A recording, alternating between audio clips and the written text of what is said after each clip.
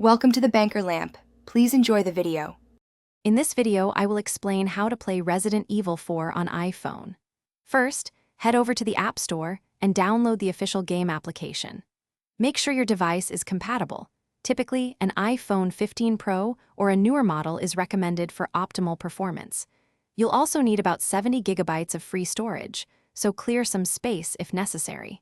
A strong internet connection is crucial for the initial download and any subsequent updates. Once installed, you have a couple of control options. You can use the intuitive on-screen touch controls, which are well adapted for mobile play. For a more traditional feel, consider connecting a compatible Bluetooth controller, offering a console-like experience. Don't forget to dive into the settings to customize button layouts and adjust sensitivity to perfectly suit your playstyle. Mastering these controls is key to surviving the game's intense challenges.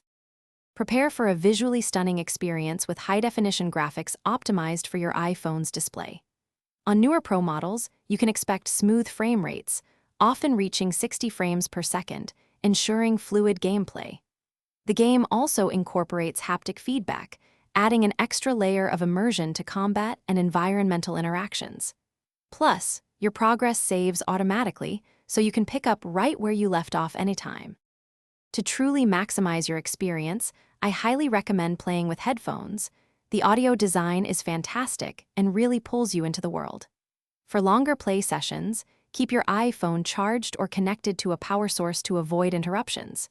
If you notice any performance dips, try adjusting the graphics settings down slightly.